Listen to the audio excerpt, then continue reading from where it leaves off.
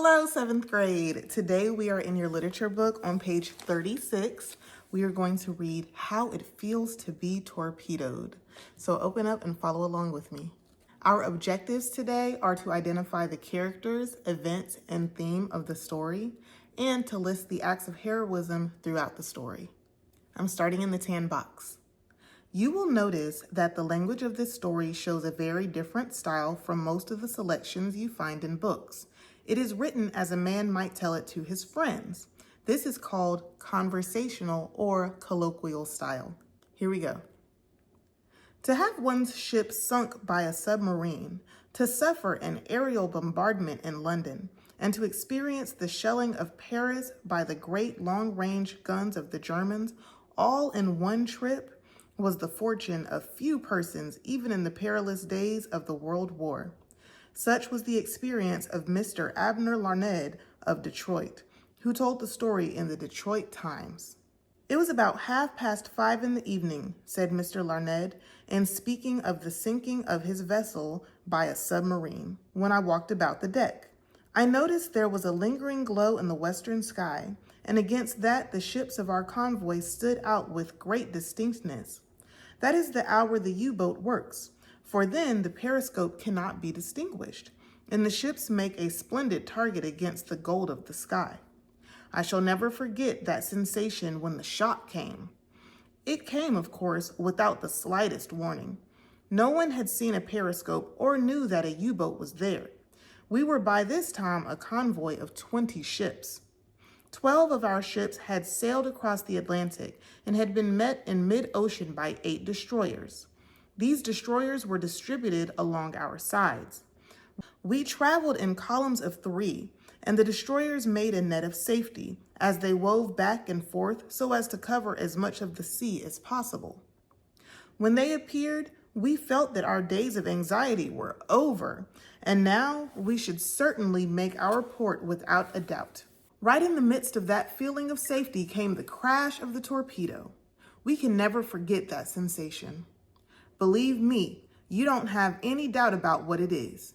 Immediately, the knowledge travels straight to the center of your heart. They've got us. You know it without a doubt.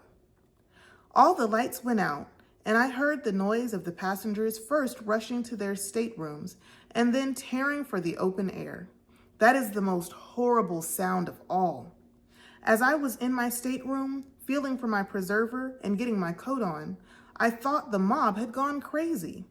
There was a staircase just outside, and they seemed to be tumbling down like cattle into the ship. I opened the door on the corridor with that feeling in mind, but I never had a greater surprise in my life because the cooler heads had already taken charge of the situation. They were saying, "Keep your heads, boys. Take your time." Those men, in the supreme test of their lives, those young officers, the cream of our young men, were meeting that test in the way that we might expect gallant young Americans to meet it, like men and gentlemen. There were 2,500 men, not all college graduates by any means, men from the farm, from the factory, from every walk of life, day laborers, all sorts and conditions of Americans. But in that 2,500, I did not see a single cowardly act. I did not see a single man push another man out of the way to take his place.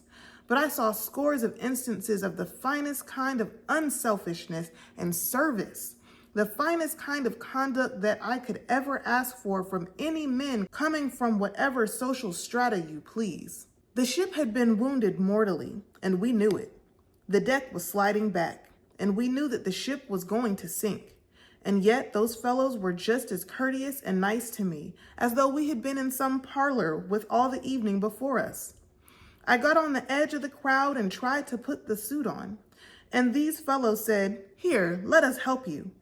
With their help, I got it on, but it was wrong side out. As I figured it, I would probably float downward with my head about 2 feet underwater. I called their attention to it, and they laughed, actually laughed, and said, "Let's get it off." So I got it off and put it on right. I looked over the side of the ship, and the scenes I saw then I can never forget. Frequently, I get to thinking that perhaps I might have done something that I didn't do to help some chap, and I feel self-condemned at the thought that I may have let an opportunity slip. These boys, many from the plains of Oklahoma and Texas, had never seen a lifeboat before sailing, and suddenly they were called upon to do the very skilled thing of swinging out of the lifeboat on the davits, lowering the ropes, and getting the men into the boats. I saw one boat go down, and the front rope gave way and spilled the men into the sea.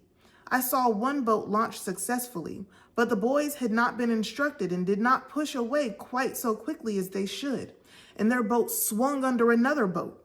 The boat crashed down on them, and they all went into the sea, probably most of them killed by the concussion. I saw a rope going past me, and every once in a while I would see some fellow slide down. By turning my flashlight, I saw that the rope went into the sea. These fellows, growing desperate, slid down the rope. You would think a man would stay by the ship, but somehow they thought they would rather be off, and they went down to watery graves, when they would have been saved had they stayed aboard. About 40 minutes had elapsed before any boat put back to us. Of course, as soon as we were hit, every ship in the convoy went ahead as fast as it could. It would have been folly for any ship to stop. Somewhere the U-boat was lurking, and any ship would be coming back to almost certain disaster, but usually a destroyer turns back, and I looked for a destroyer. Finally, off our starboard bow, we saw flashes of light and knew that someone was coming. In the meantime, our auxiliary lighting system had been turned on, and it made us all nervous. Page 38. It is frequently the case that the U-boat stands by and watches the boat to see if she is sinking rapidly, and perhaps to send another torpedo to make sure of it. So we were in constant apprehension of the arrival of the second torpedo. The destroyer pulled up alongside of us. Ropes were passed, and she was soon filled and pulled away into the night. I was one of those left on board the sinking vessel. It was then about an hour since the explosion. These ships frequently go down in 15 or 16 minutes, and we could not tell when our ship was going down. After we had been on the ship about an hour and 3/4, we heard a sound forward. Someone was calling, "Are there any 100th Squadron men here?" We followed the voice forward, and at first we could discern nothing. While we had stood there, the three of us talking and looking out over the sea, the crowd had all vanished. We had not observed that they had left us, but when we got forward, we saw the cause. There we could just make out dimly the outlines of another destroyer close against our ship. We had sunk so low at this time that we could step without difficulty from our deck to the deck of the destroyer. The only difficulty was in clambering up over the rail of the ship, and that was very difficult in those suits, which are weighted at the bottom to keep you right side up in the water. We clambered over the rail and grasped the cable of the destroyer just as she was pulling away from us. And we were hauled aboard and given a welcome that did us good by those jack-tars of old England. They did everything in their power for us. It was a gala night with them. They had saved all sorts of people before, but never before had they had the pleasure of saving a bunch of Americans, and they made the most of the occasion. They gave us a royal welcome. We had 5 hours aboard that little ship that I shall never forget. We were packed in like sardines. There wasn't an inch of space anywhere. The little destroyer had laid herself open to the gravest disaster because it is the practice of the U-boat to lie in wait for just that moment when the destroyer is loaded with her freight of human beings and is about to pull off and then send a torpedo to crash into her side. The captain knew that, but he stood by until we were rescued. And the first thing he said to me was, "Are there any more on there?" And he cruised about until he was quite satisfied that he had them all. I cannot do or say enough, if I live to be 1,000 years old, of the gallantry and the heroism of the British tar. Now, take out a clean sheet of paper and answer the Think It Through questions numbers 1 through 3. See you in class.